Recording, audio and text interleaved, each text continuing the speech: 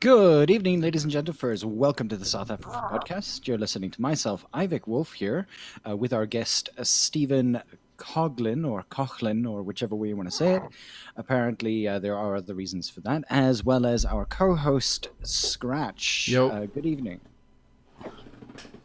Good evening, guys. Hello.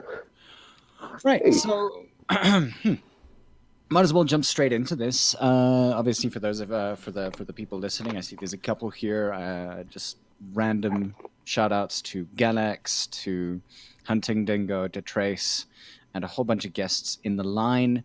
But yeah, we are obviously talking to you, Mr. Coghlan. Is it Mr.? It should be Mr. You can call me Mister. I identify as Mister. Okay, all right, that's good. It's a very important question to ask these days, actually. It is, and I fully respect you doing so. If you didn't, especially with the fur community, where it's a huge consideration, it would almost be insulting if you didn't ask out of concern. Fair. So appreciate it. So, talk us through your, I guess, obviously your writing career so far. Maybe just give us a little bit of a rundown as to what you've done, just for the listeners' sake.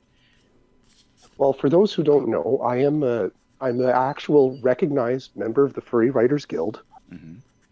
So that started because my first book, which I wrote 15 years, 16, 17, 18 years ago. Jeez. My goodness.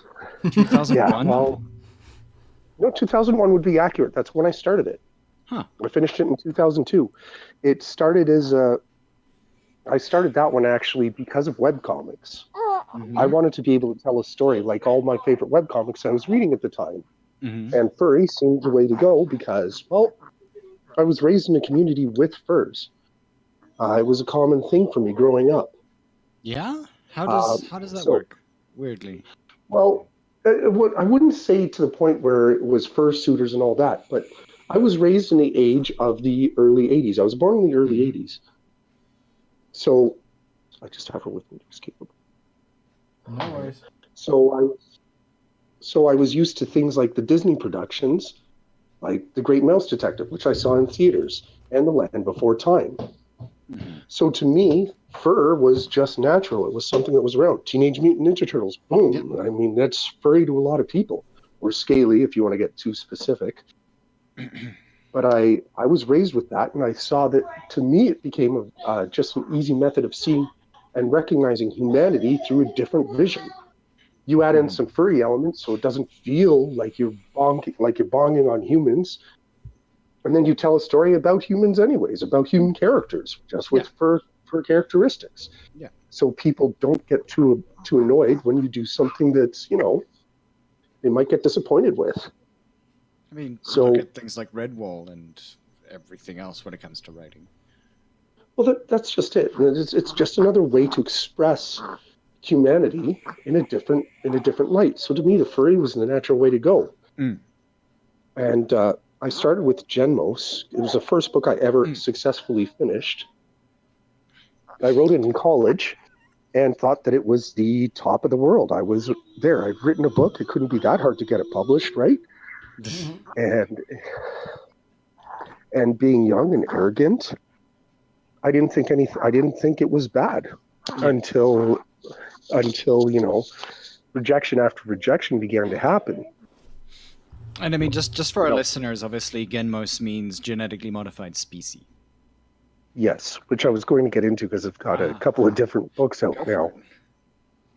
But so I continued writing as thinking I could get better. I wrote many, many stories, some of which we're going to talk about later because they're published now. Mm-hmm. And then just a couple of years ago, I handed the book to my wife and said, why doesn't it ever get published? And my wife, who's known for being honest to a fault, told me. Yeah. She didn't understand the opening. So I listened to her. I rewrote the opening, rewrote the entire book upon her advice, handed it in, and her words worked. Her honesty with me helped me get published. Oh, that's a pretty interesting story. So, I mean, like, and this was obviously like the first book to GENMOS. Yes, it's the first book to GENMOS. I do it Gen because genetically, right? Ah, yeah, fair But enough. it's the first book to it. But I wrote 4 books to the series within 2 or 3 years of each other Hmm. when I first started, thinking, oh, it would be great, sell a trilogy, right? Marketing ploy. That didn't work, so I wrote a science fiction story at the beginning of a space opera. Hmm. That didn't work either because I still had a lot to learn. Mm. Writing is an ongoing practice, and unless you happen to have the good training from the get-go, it can be very difficult to get it right. Yeah. And English, Hmm? I might be born Canadian, but English has always been my worst subject in school, Mhm. just But I because mean, it didn't feel like I needed to study it. yeah, because Now, it's looking back, your natural language. Possibly your yeah, natural well, language. Could be French. it is my natural language. The French is, let's just say languages are not my strong suit. My wife doesn't let me speak French at home because she says I butcher her native tongue. Ouch. Burn. It's true. I'm very stubborn. I'm over half German. Hmm. So naturally I've got the German stubbornness and the rest of me is Irish British. Oh, goodness. So I don't really step aside for anybody. I had to learn that. You'd think that, I guess, Canadian default is step aside. Well, the Canadian default is, but again, when your mom when you spend a lot of time with your German grandparents, you pick up a lot of the German habits. And my German, like my mother's family, came directly from Germany late 40s, early 50s. Hmm. So when I say Scratch. I, Sorry Yeah, to bother. I'm not sure if this is. There it is. Okay, the timestamp on that. There's a timestamp on one of the messages that came through from Trace. It Mhm. came through at 8:08 or 8:07. He says that he can't hear us. Come again. He can't hear us. Oh, that sucks. That's really bad. Give me a second. Let me actually just see if I can hear this on here. See That what's should work going on. now, I think. Yeah, there's no sound coming through at all. Oh, damn. We've literally been Uh-oh. talking into the actual void. Whoops. My bad. That's fully my bad. And here I thought I was just screaming into it. Okay, good to know it's all of us together. Fully my bad, guys. Fully my bad. Are we in now? Like, We're in are now, we yes. just randomly talking to the void again? No. We're in now. Sorry. Okay. That was completely my fault. Was that a function button? It was a button, yes. Okay, so that means that we just have to restart the intro again? We can do that. We've Bring done it that on. before. All right, cool. Hello, everyone. Apologies. Hello, hi. Good evening, ladies and gentlemen. Welcome to the south-afrifur Pawdcast you're listening to. Yeah, all that good jazz. Okay, so quick recap. Yeah. Go. You're listening to south-afrifur. Hello again. We're sorry for the void conversation. And apparently there was like I swear to goodness I heard nothing about before that. So that's great. I mean, like apparently the tentacle monsters are going to come and kill everybody on the radio. But yes, you're listening to Free.fm. We have our guest this evening with Mr. Coghlan, or Top of the morning or top of the evening in your area. Indeed. and you're obviously you're a writer. Since I think we're doing we're re-recording from here. Yeah. Well, sort of, yeah. Yeah. So you're a writer. You've been writing for many years. You've been in the fandom itself for probably longer than either myself and Scratch. Well, I'd say I've been a casual member of the fandom. I've never been to a convention, Mm-hmm. and I don't have a fursuit, but it's always been a recognized part of my life to a point that I didn't even recognize there was a fandom about it, just people who enjoyed it. But yeah, so maybe just talk us through Obviously, for those of you who are hearing us join you now, we do apologize for the slight break in either music or conversation. There was just a small technical hiccup on our side. Yep. We do apologize about that. But yes, Stephen Coghlan is here for this evening. And we're going to talk a bit about his writing, about his book series, how long it's been going, all of that kind of stuff. We're going to get straight into that. From here, obviously, for those of you who are listening, you can obviously, ask questions about, writing or anything that you'd like to pose to Stephen. And maybe just start off again by telling us a little bit about yourself. All right. Well, I'm a longtime writer, very short time actually published author. I write out of the Great White North of Canada, which actually it was appropriate yesterday because it was snowing in my region, but today it's nice and warm and sunny, and my grass is all brown. What do you call warm?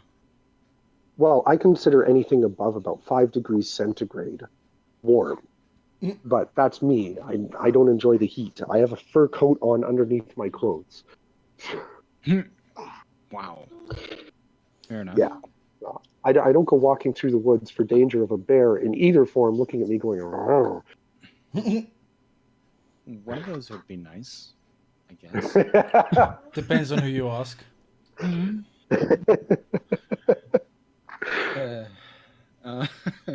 At least you guys get the jokes. Yeah. But writer, you write which series? I write the GENMOS, the Genetically Modified Species series, which is a cross-Canada young adult action adventure featuring multiple anthropomorphic or furry characters. I'm also now known for the book that's outcoming, which is the No Belief series, which is furry inclusive. It does feature several anthro characters. And I'm known for short stories, a whole bunch of short stories and anthologies featuring more furs. So I am an established member of the Furry Writers Guild, and I've been a published author since 2016 with the Furry Writers Guild. Huh. And I mean, when it comes to being published and things like that, and like in some of the previous conversation that we had before we went live, you were talking about like the difficulty of getting published. What exactly did you do to sort of rectify your issues, I guess? Well, I guess I should say I've been writing for over 15 years. I've been writing since about 2001. And for the longest time, I thought I was the best. I thought, I wrote a story, it's got to get published. It's going to be good because I wrote it from the heart. And people who read it were not always the best at telling me, there were flaws, or I wasn't the best at listening when they did bring them up. It took my wife, who is known for being very unapologetically honest, to tell me that the opening of one of my stories did not make sense. Upon hearing that from her, I got upset, as I'm wont to do, but I listened to her. And after a year of rewrites, I sent the story out again, this time to several publishers, carefully choosing who I sent it to. And it made all the difference. A little honesty, a lot of rewriting, and a lot of learning that I'm not as good as I thought I was. And I mean, like with that kind of sort of, I guess, finding of information, especially as a writer, like finding out that, well, it might not necessarily be as good as I'd have first hoped. Like, what exactly? Like, I mean, obviously, a large amount of people that we've spoken to, especially creators, always say, just keep at it, keep moving forward. What exactly was your sort of motivational point? Was it your wife specifically, or were there other factors? Well, the first factor is, and I'm going to say this is going to sound a bit toxic, is I wanted to prove everybody who said I couldn't write wrong. So I'd been writing from the time I was 18, about 18. I'd been effectively working on stories. And I'd always heard, and my harshest critics told me I could get a book out. My My best friends, on the other hand, told me the book was great, Mm-hmm. but might have pointed out a flaw or two that I was, again, unwilling to listen to. Yeah. But it took. Go ahead. No, go straight for it. One of the reasons I started writing was because I wanted to get my name out there. I've got stories to tell. I am a writer, but first off, I'm a storyteller. I have loads of stories. I've got files upon files of plot lines. I've got fully completed manuscripts. And one of the things I'm doing now is I'm going back over every one of those manuscripts, and I'm applying what I've learned in just the last 2-3 years of writing, since I became published, since I've had actual editors going over my work, since I've really learned how to plot an arc. And I'm going over each and every one and rewriting it. I actually have a hashtag going, no whip left behind. Nice. Yeah, well, it's all my goal. It might have started out, writing. There's a couple of stories about how I began writing. Now, let's go with the funny one. Mm-hmm. The first real reason I began writing was to get laid. Oh, damn, son. Well, I was dating a girl in high school who was part of a writing club. Mm-hmm. And, I'm dating her. She's into writing. I start writing to impress her more. It just turned out my love for the written word outlasted the love of that relationship. Nice. And as I grew older, writing became more important because I entered into the world of manhood, where you can't admit your emotions. You have a bad day, you suck it up, you come home, you say, I had a bad day, that's it. Writing became my emotional purge, my crutch. And with it, my characters improved. So over time, writing became more important to me. It became more of an outlet. My stories got better. And finally, I listened to people who told me I'd made a mistake. Mm-hmm. And all that culminated in finally getting a publishing contract, which proved to me that I was finally ready to start reworking my stories. All right. And I mean, with all of that said, and I mean, I guess with in many senses, the stress of writing and everything like that, especially when you do have something that you want to get out, like, how did you, like, for instance, when you do or did change sort of like something about like a character, how do you actually feel about when some of your characters actually have to change for the better of the story? Has that ever happened? Oh, many times. I could directly in the GENMOS series, I cut out a lot of characters first. Not main characters, side characters who weren't making good points in the story, good progression in the story. But I've also drastically changed some major characters. Mm-hmm. For instance, there's a dolphin girl called Delphina. Mm-hmm. She was originally supposed to be telepathic. She had limited touch telepathy. She was supposed to be able to... Hang on a second. No worry. Yeah, he's on dad duty tonight, so if you need to take a few minutes, by all means, please go ahead. I'm just rocking somebody to sleep. Oh. So Delphina, she had limited telepathy. She was this character who was far older, mature than she was age-wise, but her power overpowered her in the series. So actually. I mean, when you say her power overpowered her, what is maybe? Explain how. Each of the GENMOS have a unique ability caused by a relation to some animal. So the cat types can generally dodge incoming attacks if they have flawless balance. Mm-hmm. The dog type is an amazing tracker. He can track things that are weeks old. The skunk can emit smells that are pleasant, nauseous, or in some cases can create hallucinogenic effects. So the dolphin, there's all those stories about limited telepathy. I thought I'd give her that, where she could touch somebody and read their minds. But it's, do you guys have the phrase munchkin for games where you are? Yeah, I know what you mean. The sort of the min-maxing all-out kind of character. Yeah, well, there she was. She was the munchkin of the team. She was super powered. Nobody could bug her. She could touch people and knock them out with a simple touch. She could read their minds. She could scan them. She knew what the enemy was always thinking. She was overpowered for a story that was actually surprisingly realistic with all the other characters. That's one of the things I've gotten from my readers and my editors is that the characters are more realistic than they would be expecting from something with a bunch of YA or a bunch of teenage genetically modified weapons. Really, they're purposefully flawed. So they're not overpowered. Yeah. So Delphina got a rewrite. Gone was her telepathic powers. Instead, cut in was the knife fish electrogenesis. She can generate electronic shocks, which has really changed a lot of the characters and a lot of the dynamic of the story. Originally, she was supposed to hold more of the characters together, be more of a mother figure. That role, that change altered how she interacted with the rest of the group. She's actually become more, how should we say, more vicious while still remaining somewhat mature, but not having quite the maturity she did have. Yeah. Which was the maturity of a 40-year-old woman from scanning people's minds, and she was exceedingly callous against humanity. And I mean, who wouldn't be when it comes to humanity? Wow.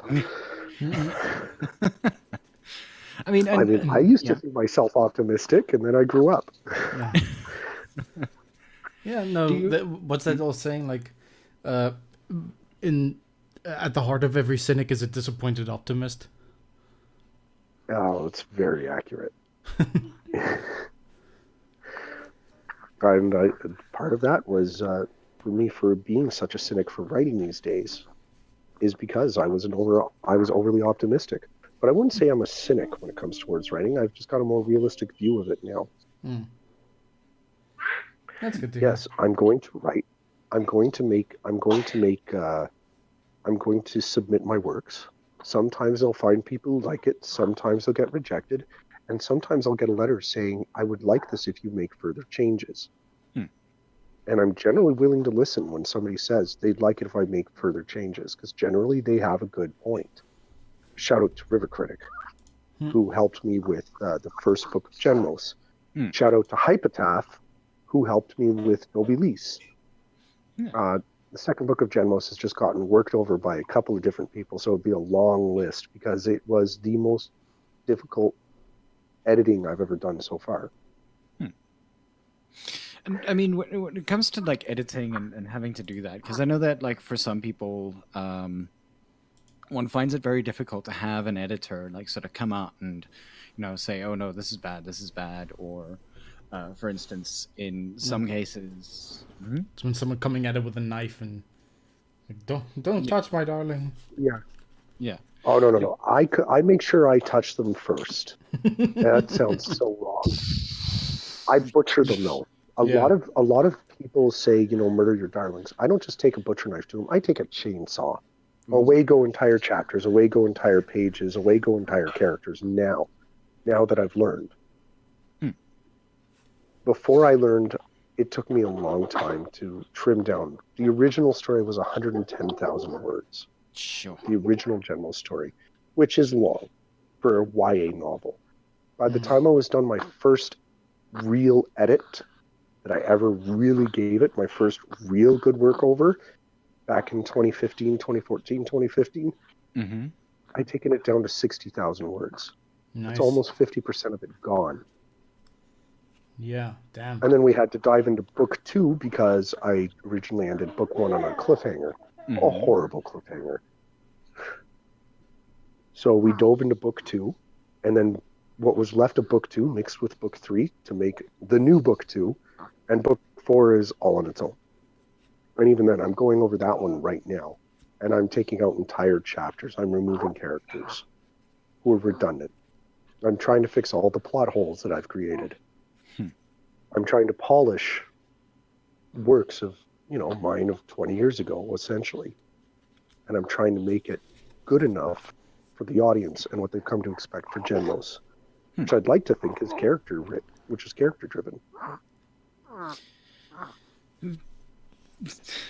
Sorry. Are you okay? Yeah. Babby sound. Well, and let's maybe also talk about that. I mean, like, as a person who's in the fandom, has been in the fandom for a fair amount of like years as well, having a kid, um, and all of the sort of responsibilities that go with it. How does that sort of affect your writing style, your writing ability? So I mean, what's it? We've had one of our South African, or the sort of South African writer in. Jaco Milan. Jaco Milan at Wolf, has obviously, I mean, he's also got kids coming and everything like that as well. What is that? Oh, that thump was probably my little guy jumping off the couch. No, I mean, like with obviously with responsibilities of being a parent, and also the idea, for instance, as with the idea of parenting and with the idea of having to sort of juggle job, freedom, and kids, like how exactly or how difficult is that to do, especially when you say set out a day for writing? Oh, I can't sit down a day for writing. That would just be unfair. Mm. No, I write anytime I get a chance to, and this is something that my wife tends to hate about me, is I write on the bivvy. Mm. I'm a crappy writer. Uh-huh. Now, we joke. You joked earlier about me having different pronunciations for my name that I don't use. Yeah. Which in this case it would be calling me Mr. Coghlan. If you called for and asked for Mr. Coghlan, I would tell you no thanks. I've had him removed already and hang up on you. Or listen and see if you laugh first. Yeah. That's because I've been disemboweled. I have suffered ulcerative colitis in my later teen years that almost killed me and drastically changed my life. Damn. So, yeah, well, you know what? I'm doing pretty good now. I mean, I work a regular job in construction, no less. I mean, for a guy who doesn't have a bowel, I'm pretty much a gutless wonder. Yeah. So, and considering your time in the fandom, and I guess as one of our, what would we call you, stately? Yeah, stately sounds like a good idea. Charmed. Yeah. How do you? Yeah. A statesman or stately by title, or now I'm curious what you mean by that. Well, as an older person in the fandom, like experienced would probably be the term that I would seasoned. Seasoned, yeah, seasoned. Seasoned works well. I mean, I've got a lot of salt. I've got a lot of salt in my pepper hair, so it works really well. Yeah, you should see Ivik after League. It's just like salt everywhere. Well, if I take off my hard hat, people are convinced I've been lying in drywall dust. Nice. But like, so again, like with the I guess the amount of years that you probably spent in fandom and things like that, like how do you feel you're connecting with younger writers, considering that you are writing for them as part of your demographic? Well, I'm reaching out to them. I don't get as much contact with them as I would enjoy. Surprisingly, I'm getting a lot of older writers who are applauding me for my efforts. Okay. As far as younger writers go, I don't commonly hear from them. There's a few I'm in touch with, and there's a few who are encouraging me to write more. But for the most part, because I mix genres and I mix what I write, I'm not finding I'm contacting with the younger ones as much as I would like to. Okay, and I mean, how like if you were to have contact with younger writers, how exactly what kind of questions would you ask? Well, I've already asked one or two of them. Would you like to help co-write a story with me? I'm already seasoned. I'm now published. If you're looking to write, I mean, I've got ideas up the wazoo. I'm always interested to work with somebody because working with somebody is fun. You learn so much more working together than you do. You know, I could read various other writers' work and try and imitate it. And that's actually what I use short stories for. I'm always trying something new, something different. They're my chance to try something before I throw it in a book or a novel. But I also enjoy working with the other authors because they commonly point out things to me that I wouldn't see. One of the things is I come from a very elitist way of speaking. Oh. Yes, like it's common expressions for us. Are you blind, you moron? You know, something like that to say. I work construction. Our language isn't always the nicest. We, unfortunately, the culture I come from doesn't help as well to people with different limited mobilities. I'm not as sensitive as I would like to think I am. And I like to keep my work. I like to keep my work more sensitive, more open for other people to read. I'd like to think I'm a good guy, but I'm not always. And somebody has to always smack me over the head and tell me, "Hey, you know what? This doesn't sound right for the rest of the story. This comes off as vicious. This comes off as an attack. This is a slur. Are you honestly using rape as a joke?" Ooh. It's stuff like that that people have to point out to me. And thank God for editors for that. Fair enough. Is that like, I mean, would that be more of a sign of the times? And I know that obviously, considering the idea that you are in fact wanting to change that sort of mindset in the way that you write, for instance, have conversations like that actively helped? Because many people say, "Oh no, you know, I'm stuck in my ways," kind of sort of silly. I call it boer mentality. Boer being a sort of, it's not an Afrikaans slur, but I mean, from depending on who you're looking at, calling somebody a burkie is kind of slurish. It could kind of like be misconstrued as redneckish. Yeah. Yeah. Well, I'd like to think I'm trying to be a mix between older and younger generations. I'm in my mid-30s. So I'm not that old as far as I feel. Yeah. I mean, to me, independent life really didn't begin until my 30s. Right? My 20s was all about preparing myself. You come up as a kid. Yeah. You become a teenager. As a teenager, you're expected to prepare yourself to become an adult. When you reach 20 years old, you realize you know nothing about being an adult at all. You're thrown into a situation. It takes you 10 years to stabilize your career, your love life, your family. By the time you're 30, things slowly begin to smooth out. And even then. And I'm in that point. Even then, there's still always havoc. I'm in my mid 30s. And to me, life is feeling like it's more smoothed out. I know what my responsibilities are now. I know I have a plan where I'm going. I have plans to change where I'm going, but we'll see if they ever take off. I'm more callous now than I was before, but it's a callous that comes with expectation and education. But I'm still hopeful. And all that has wrapped together where I'm still at the age now where I can also look and say, things need to change from how they were. We can't always be using elitist language. I can't always be calling somebody who's acting idiotic the R word. Yeah. Yeah. We are in a progressive society, and it's about time that those of us realize it and help to guide it. And I'm at the age where it's my duty to do so. And it's my duty to recognize this, or else I'm just going to be one of these old farts who holds the world back. And that's not what I want to be. Good on you. Good on you. That's Well, awesome. thank you.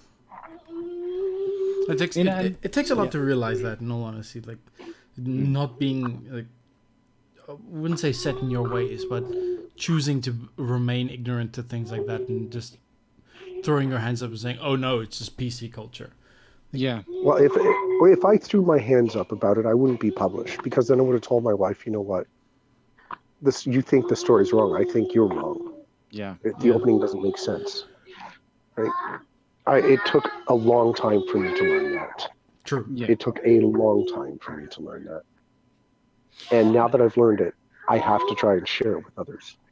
And I mean, like, a weird question from my side here, especially with kids. Like, how do you, like, and again, I'm going to applaud your patience.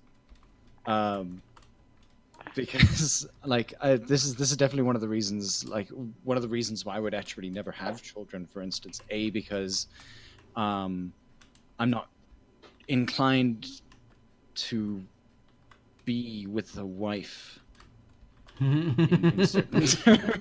Yeah. Well, you know what? There's still if you still want kids, there's ways to get kids, right? Yeah. But I mean, even then, like that's sure. Like the there are hoops and hoops and hoops these days. South Africa has made it like nigh impossible to be able to adopt kids. Oh, is this where I should tell you too that I'm not even married to the same skin color? Scandal! How dare you! No, I mean, like that's sort of the thing. I mean, and South Africa, I'm going to say, is terrifyingly conservative in many of its sort of perspectives, and it doesn't matter where or how that sort of comes across. It literally is a lot like that. There's a very conservative way of thinking, and I mean, writing and thinking in the way that you do is definitely.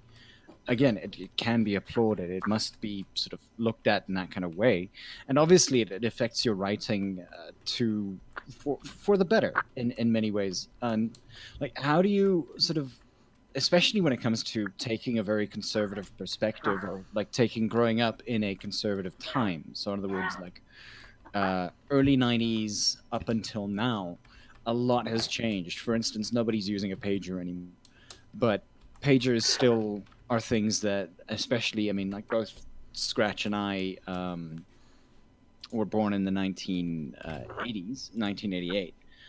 So it's very sort of interesting to be able to see the kind of nostalgia that does come through, and then obviously want to write towards that kind of nostalgic feeling, and then realize that you're actually out of your depth. Especially in that about such as writing towards nostalgia. That's where I'm actually very, very fortunate about my job. My job is construction, but it's not lay cement and weld concrete beams. I'm in building automation, which you guys are probably scratching between your ears, going, "What does he mean?" You know, building automation is where I take a building and I install devices, programs, computers, sensors, cards, so that it can be operated by a guy on a smartphone millions of miles away. Like, so I have to have a more progressive view. So when I write, my original stories had pagers. My original story, like 20 years ago, I had pagers. Nowadays, I'm glad to say they have tablets, they have high-tech gear, because I live on the edge of it. The Internet of Things is very prominent in my area. Which, for an old conservative guy, can actually still be scary.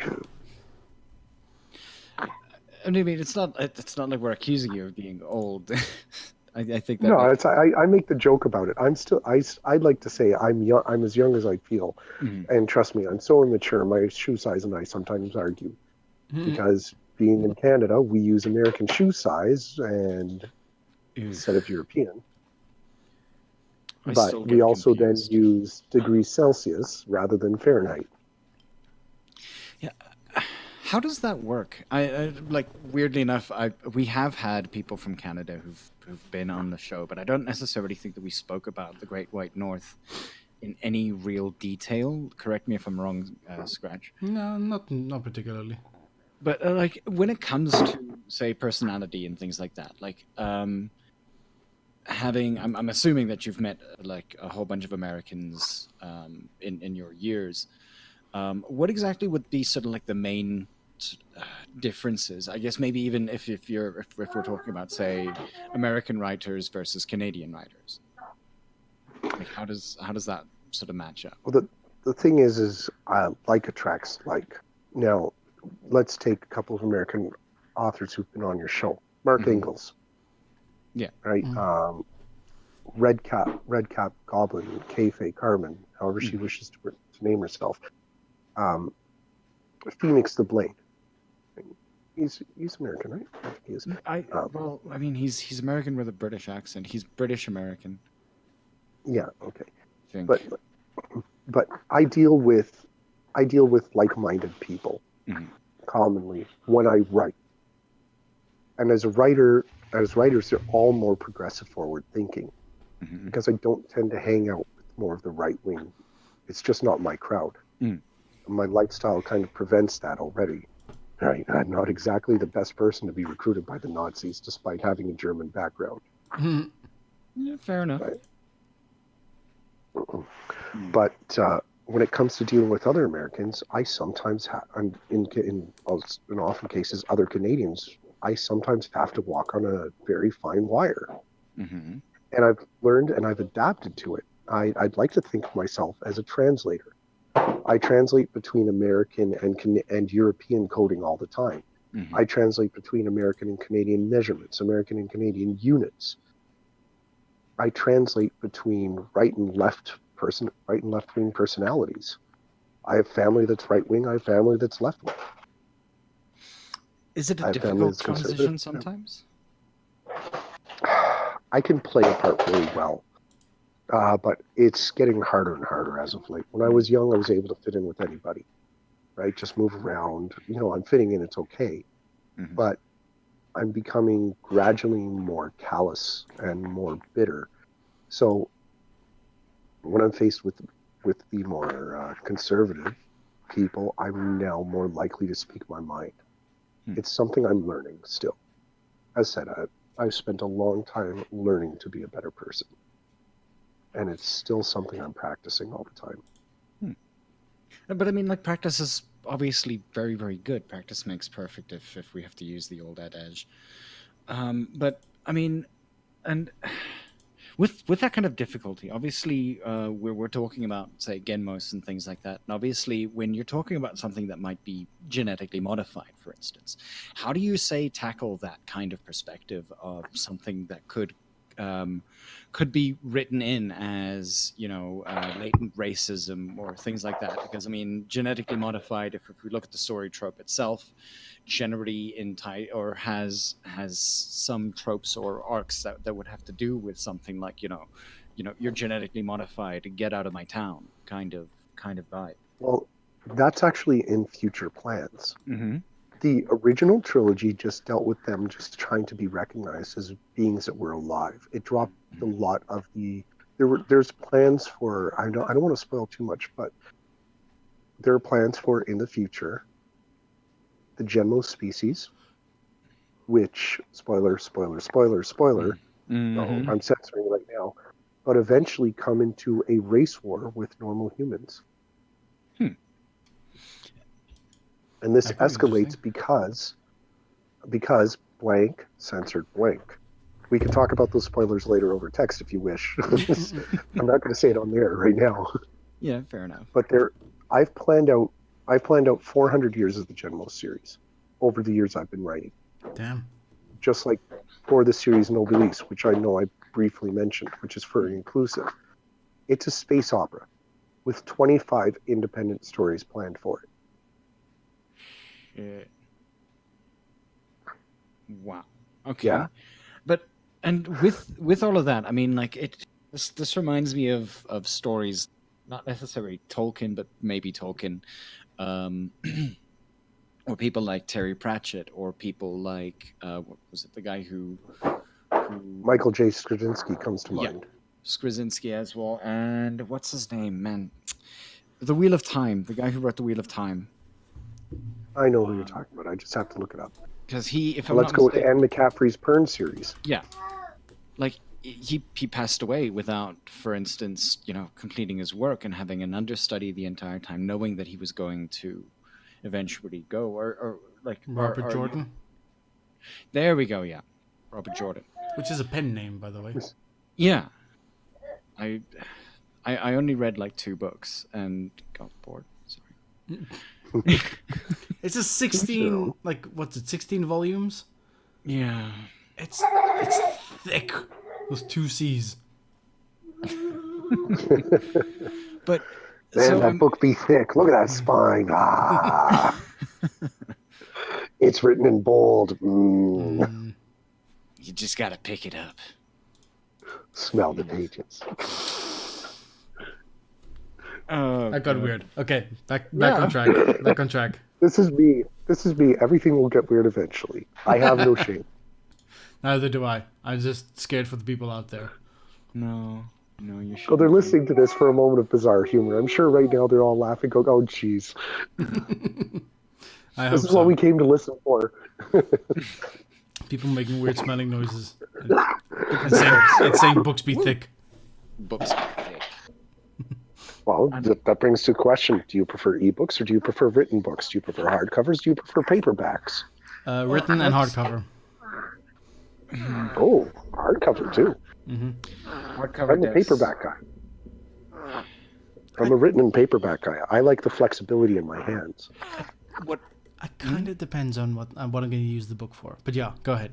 Yeah. Avik. Like for me, I would if I ever had the choice to be able to do this, I would really buy two versions of the same book. I'd buy the hardcover version for my non-existent library bookshelf, and then have like for your shelfies. Yeah, and then like paperback for everything else.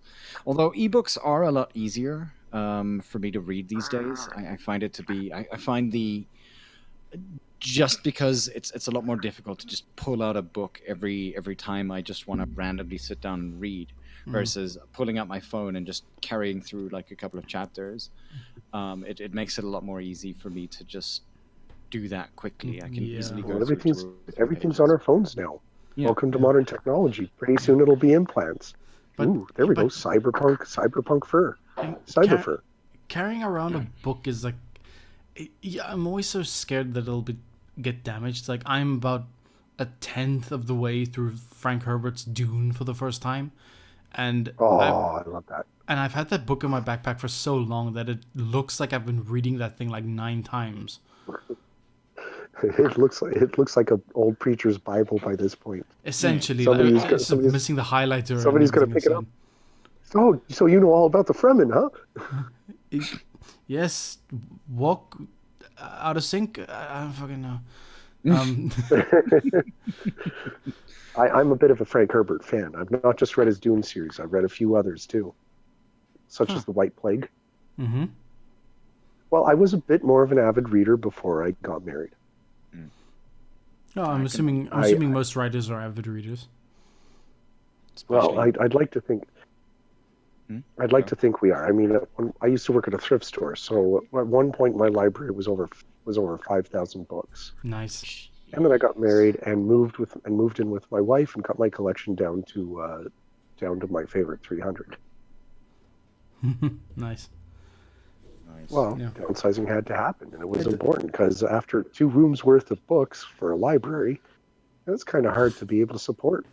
Yeah, that does suck, unfortunately. But yeah. But now I get to have a whole section in my little mini library now that it's actually got my name dedicated to it. Nice. Fair enough. That's definitely like I made this. Oh, trust me, there is such a feeling of, I wouldn't even say pride so much as just satisfaction. All this time, pride and all this effort is worth it. Yes. It's proven to myself that all my time is worth it. I'm looking at these books in my hands. That's awesome. And so because I'm pretty sure that some people will ask, how do you time manage between writing and, I mean, obviously you mentioned that you do some of your writing in the bathroom. But how do you time manage beyond that? That's pretty much any chance I get where I'm not working and I'm not looking after my kids, is the remaining time is writing, which is few and far between. But this is where I have to say, I couldn't write the way I do 10 years ago. 10 years ago, it was different. I rented from my folks. Actually, more than 10 years ago now. Holy girl, going back 12 years ago. Let's say 12 years ago. I'm renting from my folks. I would do a full day work. I would possibly go to my other job as a bouncer or a bodyguard in the market, which is our celebratory area, on our Thursdays, Fridays, Saturdays. I'd spend part of Sunday doing what churchgoers do.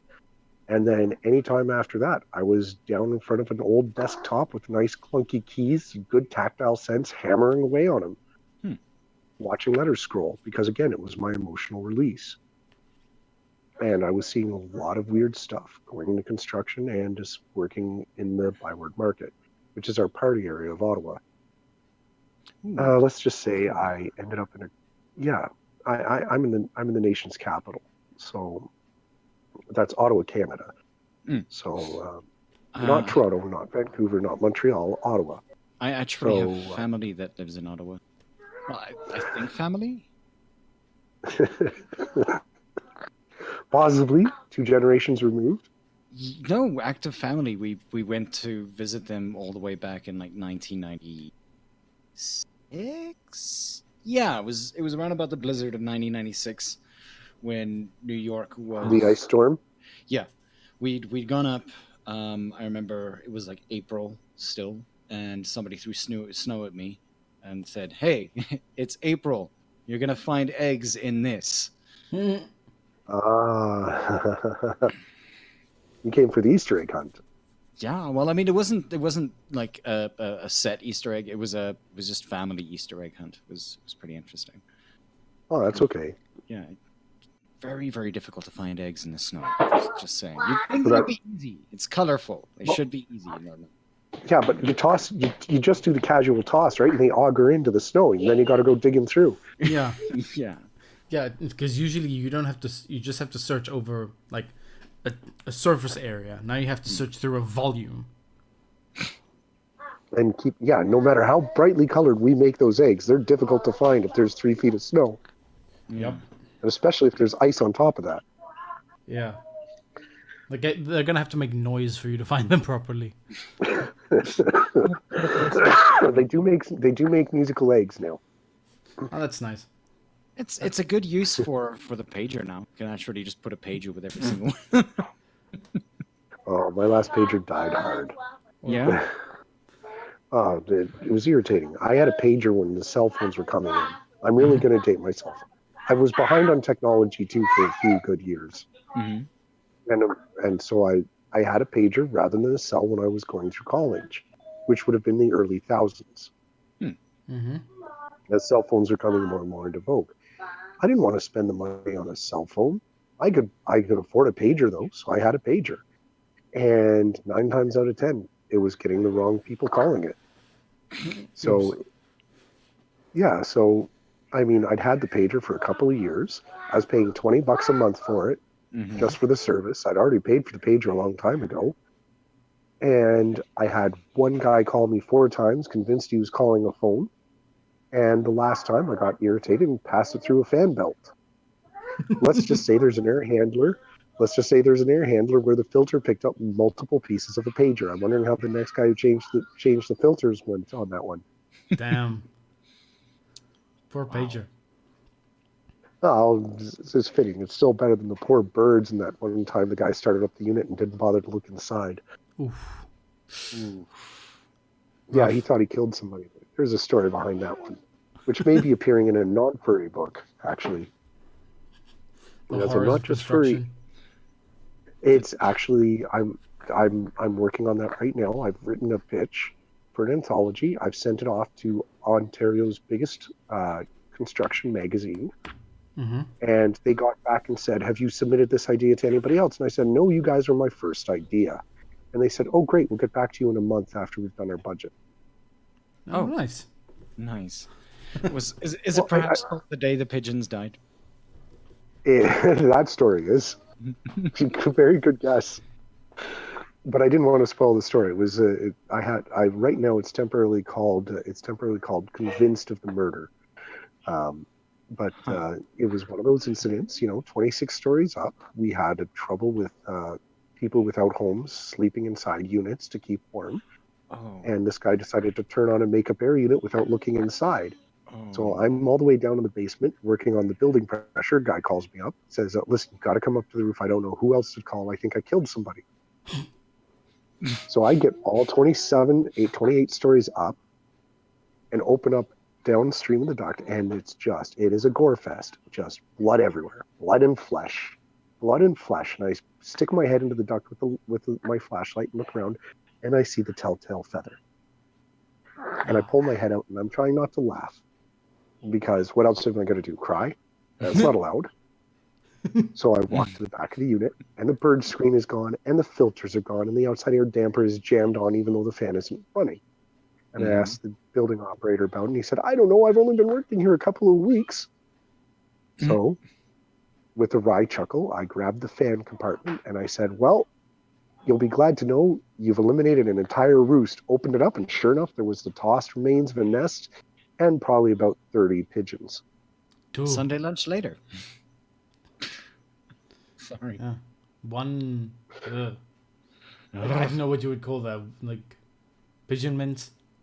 Pigeon mince. Yeah, sure. So, You can't eat pigeons. I called it right? a very yeah, like I've seen so many people, like especially in South Africa, for some reason, there's this common practice that people throw bricks at pigeons and then eat them for dinner. Like It's dark meat. it's a dark practice. Seagulls are white meat. Pigeons are dark meat. There you go. They're sky rats. People eat rat. Like Well, it depends upon what. It all comes down to what they've eaten, right? Ugh, If they've been fed off, if they've been fed off nanny at the park, tossing South Africa. It's Oma. Trying to remember the word for this. yeah, Oma would be it. Yeah, if it's you're, Oma. if you're talking about the biscuit. If Oma's out tossing biscuits and bread at the birds all day, you get a grain-fed bird. There you go. Yeah, but then she'll have to toss a brick at the bird eventually. Tenderized. Exactly. Ugh, I can feel my privilege just like shriveling up.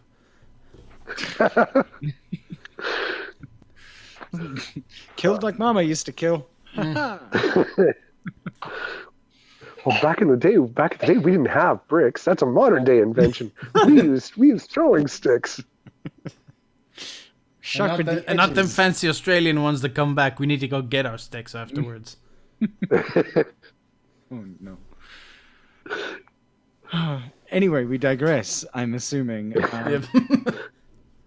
So, like, considering that we sort of gently spoke about where you want to go in respect to some of your writing, where is the rest of your writing going from here? What's the next step? What's the next movement of your writing? Okay, well, at the present, what I would love to do is nail a huge contract and make myself filthy stinking rich and only be able to worry about writing ever again. But I mean, that's a pipe dream. We all know how rare that is. So let's talk realistically. Realistically, what I would love to do is get all the stories that I've already written or half written completed. I'd love to get them out there. And I'd love for there to be enough interest for people to work with me on picking up some of my story ideas for future works. I would love to create a franchise operation out of my stories. Say, Star Trek, how it's had many various authors for their books. The GENMOS series has a rough plot outline. It's set 400 years worth of the GENMOS, up to 400 years in the future. I would love to work with younger authors, upcoming authors, people who want a chance. And I'd love, once the initial trilogy is completed, to hand them a rough outline, to say, this is some point notes that I need to happen for the rest of the universe to take place. Now make it sing your way. So kind of ghostwriting? Not ghostwriting. They'd be fully recognized. Oh. It would be Stephen's GENMOS world, but with this author committing their part.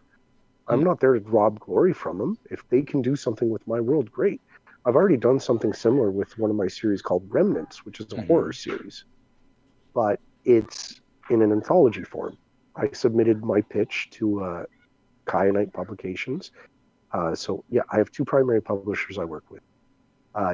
GENMOS and Nobilis are published through Thurston Howell Publications. And you've talked to Howell before. So shout out back at him and his team for always coming out to save my ass in those books. So they have my furry inclusive stories. Kyanite has taken my novellas. There's a possibility that my horror stories is out with another company, which has a furry character, hidden, of course, an anthropomorphic gargoyle.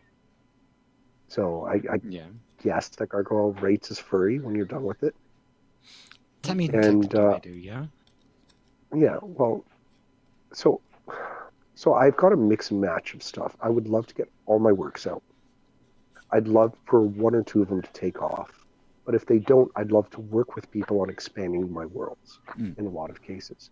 The GENMOS series, I would love to have expanded by new authors, upcoming authors who enjoy the series.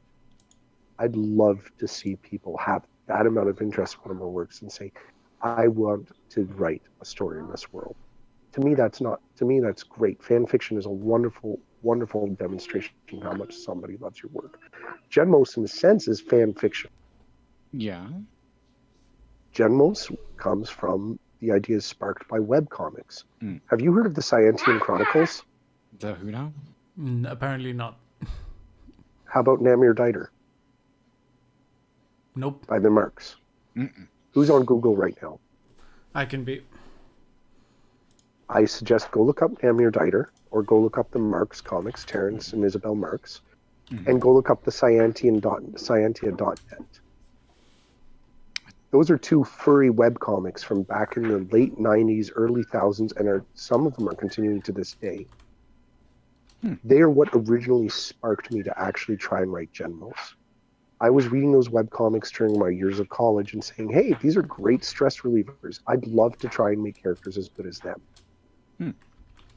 So when GENMOS was first published, I reached out to the two creators, to the creators of Scientian Chronicles, the creators of Namir Diter, and I said, guys, I appreciate all you've done. Namir Dieter. Yeah, I heard an Yeah. Yeah. No, I remember Namir Dieter now. It was on Belfry. Terrence Marks, the husband of the husband-wife duo, Yeah. has actually written the foreword for Book 2 of GENMOS. Huh. That's really cool. Well, it's a chance for me to reach out to the people who inspired me, and that's something else writing has done. It's allowed me to get in touch with people I used to consider, minor celebrities to me. I never had the courage before being an author to reach out to these people and say, thank you, what your work has done for me. Fred Patton, actually, and I had a conversation once I became published. He had a part in playing around with Harmony Gold. Which was more just writing for about anime and stuff like that. But he had a small part to play in influencing some people. And among them brought my favorite cartoon of all time, Robotech. He's written about Robotech, and he actually had some stuff that I'd read previous and never realized. So all of a sudden, he does a review of my book. I reached out, or one of my books, I reached out and said, thank you. And we're having a conversation. He's like, yeah, I enjoy your work. So I'm like, cool. You have no idea how much that means to me. And it's been ongoing. Bill Kiefer, Greyflank. Yeah. Yeah, he read GENMOS 1. And he's actually one of the reviews on the cover of GENMOS 1. I mean, and how does that, obviously, sort of the entire idea of weirdly sort of going into an area where before you weren't necessarily well known in some senses, especially writer-wise, and then having to actively interact with these people. How does that normally? I mean, is it because I know that from our side, obviously having to speak to minor celebrities or major celebrities within fandom, it's always something. Pawdcast, you can say. Yeah. I know some of the terms. But I mean, it is always daunting. Sometimes weirdly enough, I think many people have said this before. Like, you go up to them, you speak to them, and you're like, oh, they're actually really cool. Like very down to earth. I used to be intimidated by authority. I did. I mean, I could go over what I did in my youth. I mean, I don't know if you guys have it, but we have the Cadet Corps program over here. So I learned to be very intimidated by authority. Just as a nature of it. But once I reached my 30s, I could come to the realization that we're all the same in the end. So had I had success in my 20s, I wouldn't have been able to handle it as well as I have now. And nowadays, I reach out to somebody I'm reaching out to the people who've inspired me. I'm reaching out to the people who I've, been a fan of for a while, and I just approach them casually. I'm like, hey, I did a piece. It was inspired by you. Thank you very much for it. Just writing to say I appreciate all you've done. Neil Gaiman and Straczynski have both written back to me. That's awesome. Yeah, well, Neil even said, I wrote a dream punk novella called Urban Gothic, and it was partly inspired by a lot of Neil Gaiman's works. Neverwhere, Neverwhere, the graphic novel would be a big one that helped to inspire it. And I reached out to him on Twitter, and I said, thank you very much. Thanks to your inspiration. Thanks to your creativity. Thanks for your chance to let us dream. Just to let you know, oh yeah, and Sandman. I can't forget the Sandman Chronicles. So I reached out to him and I said, thank you very much. He said, I'm proud of you. And then that was it. It was casual, nice, easy way to talk. One creator to another, and we both, I'm sure he's probably just, oh, look, there's a fan who made some success out of me. And I'm there thinking, oh, look, there's a guy who I appreciate saying he's proud of me. It made me feel really good. Okay. And the same with Michael J. Like I can't tell you how much he influenced my childhood. Captain Power. I'm really dating myself when I say these things. Captain Power, which he wrote and pretty much produced. Babylon 5, which is his most famous work. Yeah. I wrote to him when No Release finally got its contract and was coming out, and I said, I appreciate all you've done. I'm just to let you know, I've been inspired by your stuff to try my own. He said, oh, welcome to hell, but congratulations. I'm proud of you. And those are the two biggest I've reached out to. I mean, I'd love to get Neil Blomkamp to go ahead and read my works too, but I don't. He's not as easy to get in touch with. He's not as active on Twitter or social media as the other guys are. Yeah, that would be weird. Like, I don't know. Like Neil Blomkamp would be a big. He's so interesting. Like the work that he's been putting out.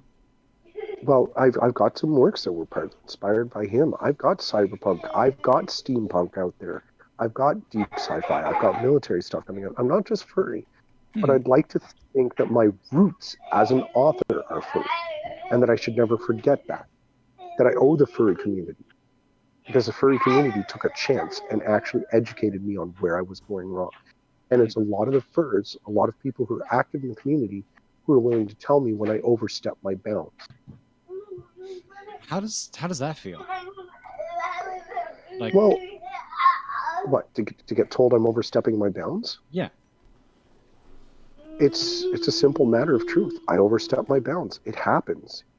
I'm trying to learn. I'm trying to curb the language of a construction worker, the language of a white, privileged Canadian who's never had to worry about too much. Mm-hmm. I'm cishet. I'm cishet. I'm an active member of a religious organization, right? I've got everything going for me. I've got a silver spoon buried so far up my ass it makes my nose tarnished. Mm-hmm. And I recognize that, and I appreciate all the people who step out and say, you know what, Steve, you're making a mistake by saying this. You're making a mistake by doing this. This is harmful.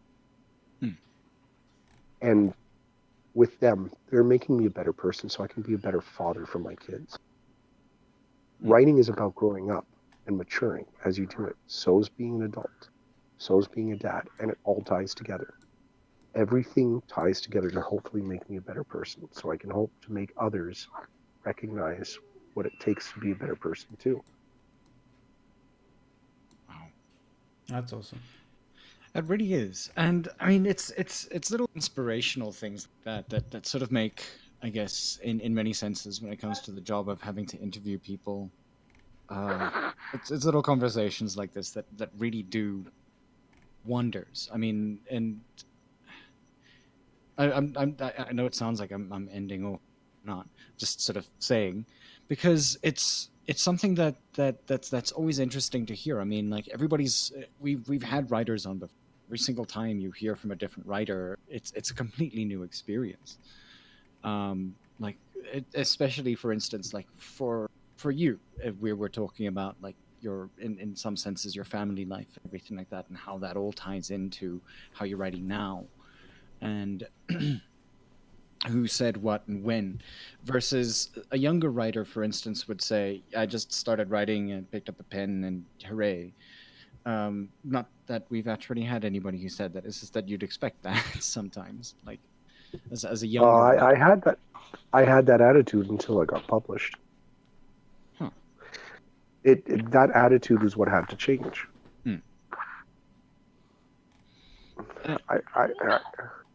So sorry, just a little calamity over here. No worries. Sounds rough. Sorry. That's okay. I'm presently being used as a mattress by one kid who's snoring on me, and I've got the other two running around energetically, annoying my wife. And she wants. How do your wife for us? Well, she's tolerating this right now because she knows it's part of me being an author. We're trying to get my word out there. So she's tolerating this because I'm also holding on to one of the kids, the one that's going to probably annoy her the most if they awake. Ah. But she's also waiting for me to get off the line so I can go ahead and, go back to dadly duties. Well, we'll say a little prayer for you. Appreciated. I mean, and like, yeah. I was going to say though, like, part of being a writer is you have to grow and change. Those writers who say they're stuck in their ways, were they always stuck in their ways?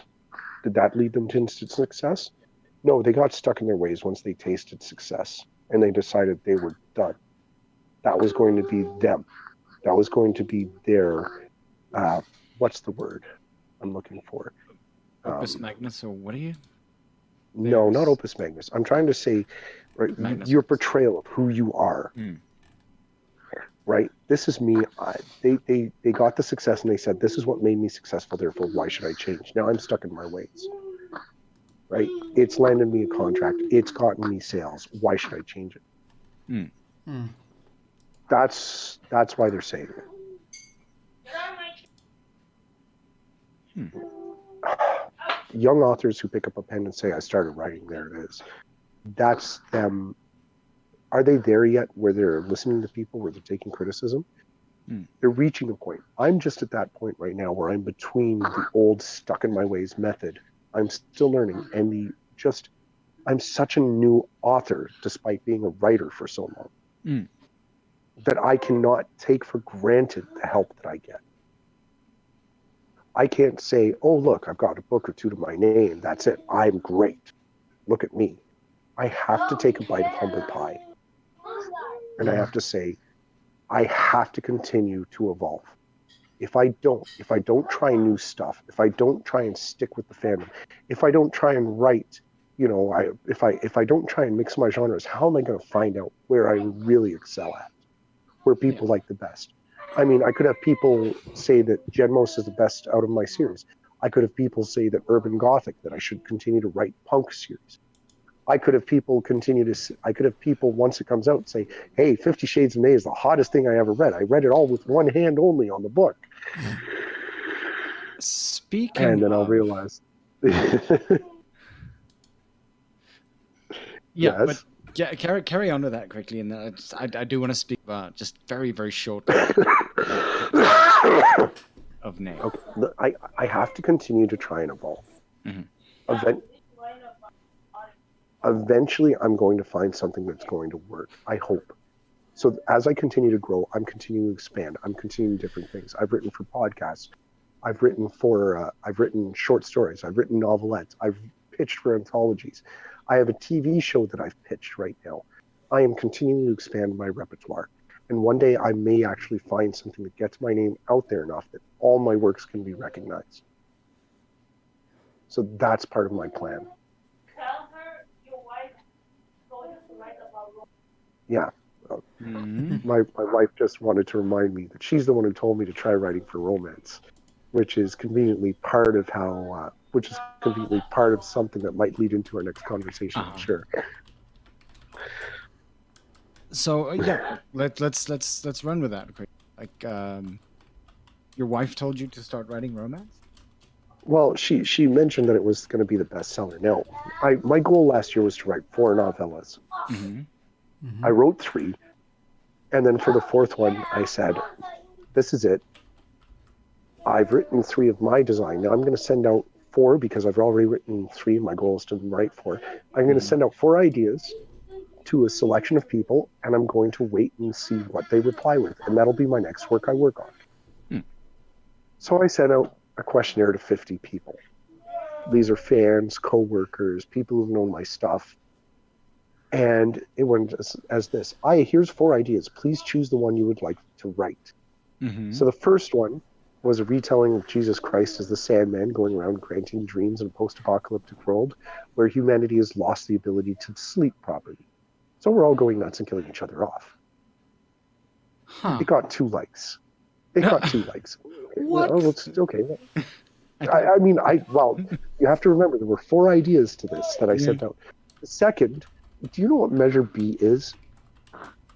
I'm going to expose something about myself. Say Measure B. Measure B was something taken in the California porn industry. Mm. It's a rule that all adult films produced in the Sunny Valley have to feature prophylactics. Oh, right. I'm trying to. Okay. Yeah, this created an industry of post-digital removal artists, aka shaft scrubbers, whose job it is to go in and digitally remove the various mentioned Prophylactics. materials from the films. So I was going to write the cleanest, raunchiest comedy ever Mm-hmm. about 2 guys who end up accidentally working for Goggle Industries in California. Yeah. That got no votes. Goddamn. The third idea was to write the Spaceballs of Erotica. A trashy story so bad it had to be good. And I started it. It's actually the first chapter is done with 5. I'm writing with 5 other authors. I'm the project manager on it, but we've taken a hiatus while I concentrate on getting GENMOS out right now. I know it's a bit of a stretch to go from that back to YA. Trust me, it's kind of awkward. And yes, it is absolutely over the top, goop fested. And there's a video out there of 3 ladies trying to read it while remaining stone faced. I don't think one of them doesn't manage before they snort wine through their nose and will laugh. But that got 3 votes. So I have 2 votes, no votes, and 3 votes. The remaining 45 votes, so that's 90% of the popular vote, went for this. Women won't watch erotica, but they'll sure read it, like 50 Shades of Grey and all those other stories that are out there. And in my region, a lot of women like horses. And what's a centaur but a half-naked man chained onto a horse? So my proposition was, I'll write an erotic human centaur romance and call it 50 Shades of Nay. That was the pitch. God damn it. It got 90% of the votes. I wrote it in 3 weeks. I wrote 30,000 words in 3 weeks, submitted the novella. By week 4, I had a signature. What? Yeah, so once again, my wife comes to the rescue. She rescued me in GENMOS, and then she told me to go ahead and concentrate on romance, with air quotes. And it turned out to be my fastest signing work of all time. Oh no! So I don't know if you consider centaurs furry though. It's skirting the line, but I would say yes. Okay, well then there you go. So shout out to Kyanite Press for signing that. It's coming out in November. Oh my word! Goodness. It is an alternate history Edwardian crop opera erotic human centaur romance. I remember when you sent that to me, I really didn't know what to do with that. I read that and I was just there going, sorry, just one more time. It's okay. Yeah, like, It is an Edwardian era alt history crop opera human centaur erotic romance. I should be a manager. Sorry. Yes, maybe she should be a manager. Definitely. They're giving you the thumbs up, love. Yes, they're agreeing with you. I am beautiful and sweet. Wrong with that. Wow. And honest. Did I say honest? And modest. Anyway, that is amazing. Yeah, just as a heads up. Is this where I should? Hmm? No, go ahead. As a heads up. Yeah, just as a heads up, we're coming up to about the hour and a half mark. So we're sort of going to start wrapping things up.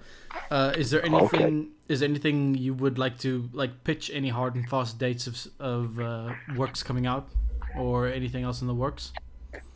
Well, for those interested, GENMOS Book 2 is coming out later this year from Thurston Howell Press. Nobody's is in advanced review copy right now, so those interested in possibly reading a furry inclusive space opera should go ahead and get in touch with me. You can find me on my website at scoghlan.com. So that is S as in Sierra, C as in Charlie, O as in Oscar, G as in Golf, H as in Hotel, L as in Lima, A as in Alpha, N as in November.com. So you can reach me there. Or you can find me on Twitter and Facebook as @wordsbysc. Salute for the native phoneticism. Also, if you are interested, again, 50 Shades of May is coming out in November from Kyanite Press. All right. So shouts out to Thurston Howell and Kyanite Press. Hang on. I can't even take myself seriously when I say that. Okay, so that is a lot of information to take in. We really do appreciate you being on the show with us today. Well, the pleasure was mine. I had to work up to confidence, though. I mean, oh no, you were stellar. Yeah, you were amazing. It's awesome. Like this is a really really interesting interview. Like it's Yeah, thanks a lot. Yeah, we really enjoyed the it. Pleasure's mine, guys. I appreciate it, and thank you very much. Been a fan for a while, by the way. Oh, thank you. Oh. Well, I mean, I don't always listen at 2:00, but I do put on the YouTube interviews, especially hearing you guys have such a care to share with all these other great creators out there in the furry community. It's been fantastic hearing them. In some cases, I've never heard their voices before, and you guys give them that opportunity. Yeah, we're always looking to put the word out and have some interesting stories be told by like the prolific and the sort of underrated, all under one roof. Yeah, that's high praise. We really do appreciate it. Yeah, thank you for supporting us as well. Yeah. Cool. All right. Well, yeah, like I said, guys, if it's time to bid you adieu. Yeah, you go take care of your deadly Winter's things. coming for you guys. Yeah, winter's coming for you guys, so stay warm. As an HVAC technician, that's a primary concern of mine. Yo. Yeah, well, we'll be. It's definitely not going to be sub-zero, so. No. Yeah, we'll be fine. I just need a blanket and some coffee. Oh, that sounds fantastic. There's a line. I think we all appreciate. There's a line from Arnold Schwarzenegger. Please, there are a million lines by Arnold Schwarzenegger. No, the one where he's playing he was Mr. Freeze. No, not Mr. Freeze. He was in that. What was it? Was it Total Recall? Something no zero, or his name was Sub-Zero. Now he's something. No, I have no idea. Sounds like the Running Man. Could have been that one. Sounds He like was in something a red suit. That's the Running Man. Yeah. No? Yeah. Here lies zero. Now plain zero or something like that. Something really really campy. It was terrible as a line. And on that fantastic way to end off. On that absolute, now that we made it absolutely awkward in the last 30 seconds. Yeah, on that absolute trip and fall by the finish line. we shall bid everyone a good night. Ivik, are you doing music after this? Yep. Okie dokie. All right, awesome. Cool. Rock hard for a metal fan. All right. Yeah, I know. You might. Take care, guys. Stay safe. Stay safe to you too. Yeah. Really appreciate it.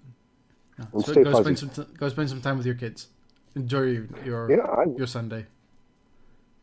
I will. Stay fuzzy, guys. Will do. All right. Talk to you later. See ya. Bye. Cheers, everybody. Yeah. Bye.